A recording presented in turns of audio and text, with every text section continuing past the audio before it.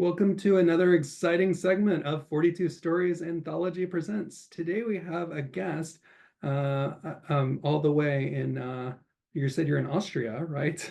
Yeah. Wow, Susmita, yeah, Paul, one of the judges for the book.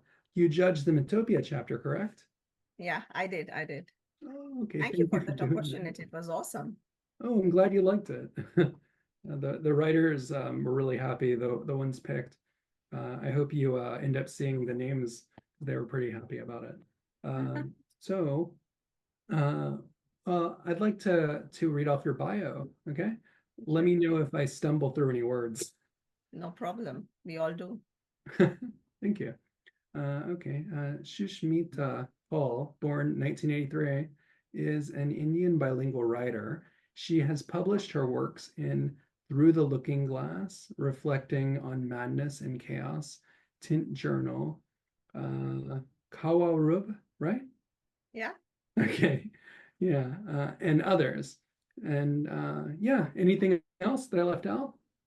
Uh, I would also like to share my new blog space that I created, which Oh, is Rites of Writing.wordpress. You'll have it somewhere in the links, maybe. okay. And yeah, so that's my new home right now. All right, I'll put that in the description when the video is uploaded. Thank you.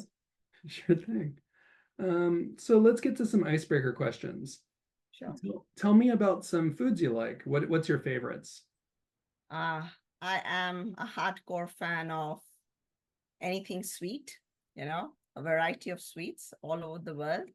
And I think I am a very foodie person, which means like I can enjoy fried grasshoppers in Thailand, Oh, as well as, sushi, as well as Indian curries of different types, as well as schnitzel of Austria. I just love food. hmm. I've heard people go ew when they hear the grasshopper thing, but then when I moved to Japan, people were telling me, no, you should actually try it. And I finally tried to get it. And then I ordered it off of a website and they sent me dog treats. The crickets were dog treats, and so I I couldn't eat see. this. So I was well embarrassed, gave it to my friend who has a dog because I don't have dogs. I said I I see. wanted to eat crickets, but I bought the wrong thing because it was in Yeah, Japanese and difficult that can kanji. happen. Yeah. Language is a big problem sometimes because when I first came to Graz, Austria, it's like 120 kilometers from Vienna, and here everything is in German, and I have never ever got in touch with any German whatsoever. Hmm. So I actually bought shampoo, supposing it to be a moisturizer, a body moisturizer. So I Oh, was almost on the way of getting a skin disease, but yeah. So yeah, language can be a big problem sometimes. yeah, but it could be fun too if it's not a disease. Yeah, it is always fun if you don't think about the practical problems that happen. Yeah. Is this your writing space, by the way? No, it is not. It is actually my son's desk, Oh, and we have just moved to our new home, new apartment, and we are setting things up. So my brand new writing desk is yet to be assembled, which I'm hoping I can inaugurate by the end of this week. good luck. Thank Well, when you have that desk and you've had a desk in the past, what's the highest number of drafts that you had to go through before you said this story is ready? Uh, Highest number. I think I usually roughly on an average have a minimum of 10 drafts of any poem or any story or any piece that I write Hmm. because yeah, I just feel that, I need to really, really edit it to be fine-tuned to what I really want to say.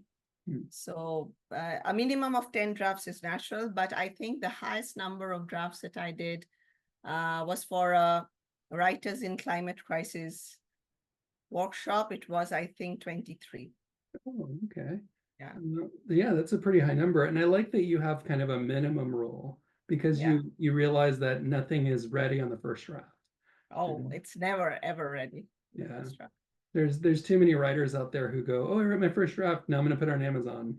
Yeah, yeah. I see that a lot in my online magazine also, Yeah. because they sometimes at the beginning we used to do developmental editing with them, but Hmm. then that involves a lot of time, Mhm. and we are like a volunteer group of editors, so it was troubling. But Hmm. yeah, I see the seed, the spark in those first drafts, Hmm. but for that to develop, we really need to put in a lot of hard work. Yeah. I like journals like yours that do it for the passion instead of for the money. Oh You yeah, have to, it yeah, is and absolutely it's hard to passion. find them. So Yeah. where can people find your magazine? It's the Pinecone Review. That's the name, and that's the website also. So you can just go online and look for it. Right now, we are going through a crisis with all our editors. There's the three of us, and it's a bit challenging for all of us. So we have paused our publication for a while. But I think our call will be up again in December, because we have an upcoming issue in January, which is always focused on there is this Black Lives Matter slogan that is very powerful. And I come from a country which is neither black nor white. So I come from India. So I am somewhere like brown, yellow, um, very deep, dark brown, almost black kind of skin color. So we have created this forum for brown lives, which is about stories which are very peculiar to maybe the South Asian origins of some sort. And that will be our focus in the January issue. And we hope that we'll have the call for submissions up latest by end of November. I know at least three people I could think of who would really love that. Just off the back of my hand, just off the Awesome. back of my hand, Please back share. of my head. But yeah, I'll tell them about what you're looking for. I bet they'd love to jump in, and I think they're all good writers. Thank Um, you. but you're also a great writer. That's why I want to know which of your stories should someone start with if they're not if they're new to your works. That's a very difficult question, because a reader has brings with him and her and their personal stories. So Okay. which will vibe with them is a very difficult question. Okay. But if you ask me which question I would like to put out to the universe first, Hmm. that is the kind of story that I wrote 2 years ago in the writers, the one that I talked about, the 23 draft story. Yeah. It's called The River Song. River Song. It was published in the Tint anthology. Tint is also an online journal, an awesome online journal for second language or a third language, English speakers, not for first language English speakers, which is very interesting. And they brought out this anthology, and this river song, this story, will possibly give you a peek into the climate crisis that the coastal areas in India are facing. It also gives you a peek into human courage, human resilience, and it also gives you a peek into very Bengali culture of narrating stories. Not only Bengali culture, it's also like, all the old cultures, they narrate stories in song formats. Oh yeah, So that's true. there is actually a song as part of the story. And when I perform that story, I sing it. I am not a very good singer, but I think singing the song doesn't need me to be a good singer. It's Hmm. about the passion of the song, what this song means to the story, and possibly what it will mean to the reader. It's interesting that you brought that up. I've heard a lot of, I read a lot of writers on Facebook groups. I don't know why I waste my time going into those because sometimes people are so negative. But one kind of stuck out to me where they said that they don't like audiobooks because it's betraying novels. But I almost replied, I don't know what you're talking about. Original stories were oral and sang. So if anything, you're Exactly. betraying the idea of how stories were originally told by reading. Yeah. Yeah. And I think audiobooks are amazing and Yeah, powerful ones for, especially who are visually impaired. Not yeah, all books are written in their language. Hmm. So I think these stories, also kind of open up universes for people with visual difficulties. Or they're just busy. Like I spend 3 hours on a train and it's moving around. It's hard to get out a book sometimes. Just listening is a much better way. Yeah. That is always very important because sometimes I have seen people who are not so much into the visual reading format, but they are auditory listeners. They're very good with their hearing. So audiobooks, is immensely powerful in my opinion. Yeah. At the same time, there's some books that I have to read, but I also sometimes go to the audiobook too. Like just some off the back of my hand. I like, okay, right here, I got this book. I'm always recommending it. Do you know The Secret? You put it out in Yes, the yes, world I and know. it's I like, read it. Yeah. yeah, and I had to like read it after I got the audiobook. Yeah. It's Yeah, something like, as a kid, sometimes I would watch movies based on novels first, and yeah. then I would be so curious, I would read the novel. Hmm. So yeah. Well, about your writing, is there something that maybe appears subtly that you hope the world stops doing? It's kind of a thing you don't that you want people to not do, and maybe it appears in your writing. Maybe you just think about it a lot. Yeah, I think bullying is something that I surely believe that the universe doesn't need, Hmm. the world doesn't need. Yeah, Bullying in all formats, not only in schools, but also at workplaces, at homes, uh, bullying turning to physical, emotional abuse. yeah. This is something that I've experienced in school. I've experienced at my workplaces also. Oh, And the funny part of bullying is that the bully essentially is the weakest person that you would encounter in your life. yeah. But that bully has that facade of being so strong that we get overwhelmed by it. And I also kind of now, when I have distanced myself from my personal experiences and I'm working on this theme of writing wellness, where writing and mental wellness are interweaved, Yeah. I feel that the bully needs more love, that more care Hmm. than we think they do. Yeah. So I really think that, hating and, abusing and bullying, the world doesn't need it. Hmm. Thank you for sharing your history with it, along with your ideas. It brought back for me memories when I moved to Japan. The first person I worked with was cussing me out at the top of his lungs, Mhm. and I didn't want to stay at that job, so I moved on, and I found another job, which ended up being really good. But years later, when I was living in Osaka, which was years later, I'd been here 8 years by then, and that was year one. This guy sent me a message on LinkedIn apologizing, and I realized that he was hurting, and that's what happened. And it really relates to what you were saying. That's why I brought it up, because you never know where someone's coming from, what kind of life they have, and I mean, I didn't deserve to get cussed at, but at the same time, the bullying wasn't at me; it was at his life. Yeah, And the problem I think with this issue is that like in schools here, if you mm, bully, you're punished. yeah, But nobody changes their family setup, their family, disturbances for the bully to change. yeah, So, but I'm very like, I feel very proud to know that you would step away from that situation that was disrespectful towards you. yeah. Nothing kind of can be a reason for bullying. Mm. Yeah, nobody should stay in a situation if they're able to get out of it. Absolutely. Yeah. Absolutely. And if they have to get help, they should ask. Yeah. Absolutely. But I want to talk more about your writing in this. So let's talk about rejection and acceptance. How do you deal with rejection? How do you celebrate acceptance? Uh, when I started writing professionally 15 years ago, Hmm. before that, I was like a casual, when I had time, I would write kind of thing. Oh, But for the past 15 years, I have a writing regime, which I try to stick to, except when I'm on vacation in India. So that never works in India, but yeah.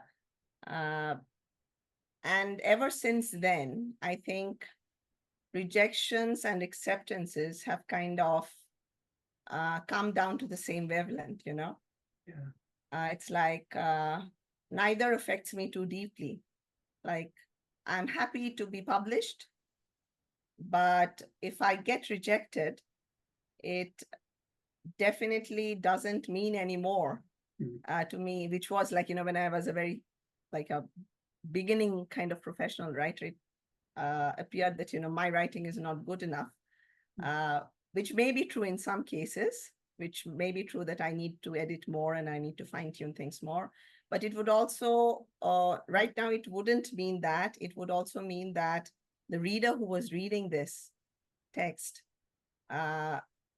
is not the reader for this text also. So rejections and acceptances really have no strong vibes, no bad taste or no good taste, awesome taste in my mouth anymore. It's just a way of life. Yeah. Wow, you and my brother actually sound alike. The first time I ever got a rejection, I went to him kind of whining, and he said it just means it wasn't the right match for you, which is a lot what you just said. And that really resonated where I go, okay, well, I'll just find the right match and then, just keep going. Yeah. So that's really good advice what you said. It works with what my brother says. So, thank you. What are your writing goals since acceptance isn't really a factor? I think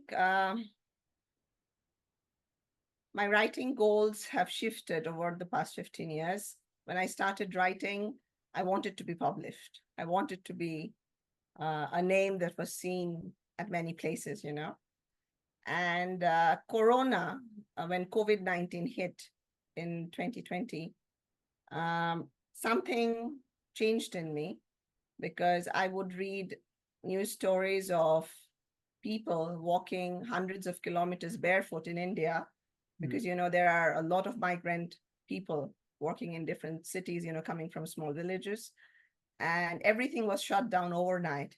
So they had to literally walk back to their homes. And when I was reading the stories in the news, it struck me that I was being a very selfish writer. I was writing for fame, for publicity, for money, some places that give, honorarium and stuff. And I felt that I need to write the stories I want to tell. I need to write not because they will find the right reader right now or the right publication right now, but I need to write because these are also documentations, these are stuff that many people across the globe may have felt in various variations, but these are my stories essentially also. So it was like kind of a archaeological dig into the self that made me think that I need to write not for anyone outside, but for the stories that I have in me. It may be purely non-fictional personal essays. It may be stories inspired by personal experiences. It may be poems inspired by visions and stuff that I, came in my dreams, or stuff that impacted me when I was riding the bus today morning. So it has to be all the stuff that is in me, it's going to be dead when I go away, when I die. So it was like, I want to kind of create a treasure chest for all the stuff that was me, that is me. Or maybe somebody will open that box, maybe no one will, but yeah, I think that is when my writing goal shifted from the outside to the inside. Yeah, that's an amazing way to put it. And I actually think that your background shining over you makes it even more impactful. When you watch the video later, you'll see what I mean. Well, that's a very, very, very, very funny and interesting thing that you said. But thank you for sharing that. I think it's inspiring to, I hear you saying that you want to give back to people through your words and not just that, but write what you want instead of what people want. Yeah, and also at this point only I started the magazine, the online magazine, because I thought, yeah, there are many magazines, there are many free online magazines, but there are still so many writers who need space, so many artists who need space to be seen, to be heard. So yeah, the Pinecone Review was also born in September 2020. Oh, Well, speaking of all these writers, is there a message you'd like to give to the writers of the Mythopoeia chapter? Well, Oh, yes. all right. Life is magical, you know. Life is full of myths, personal and universal. And life is it's like a fantasy novel if you look at it.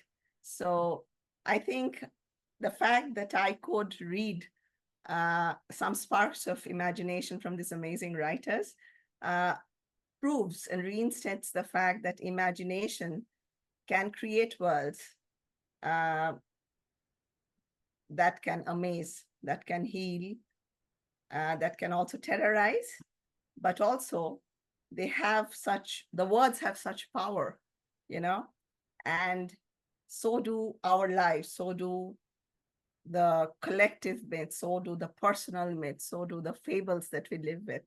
So I think this was the perfect fit for me. Well, thanks for doing it, and thank you for coming today. Is there anywhere else on social media people can find you, or works of yours that you want to point them to? Yeah, the blog that I maintain right now, it has the links to my social media. I'm on Instagram, I'm on Facebook, I'm on Twitter. LinkedIn, yeah, sometimes on and off I post my stuff regarding the writing. But all the links are there. And the best part is in this blog, I am trying to record all the published works. I have the links to all the published works if they have links. If not, I mention the publication details as well. So you're very welcome, and I would love to get some feedback, not only how good things are, but also what you think is not so good, what you think is not so happy, not so right. I think I prefer those more. Well, I'll definitely check it out. Okay, thank you for coming. Thank you. Thank you. It's a pleasure.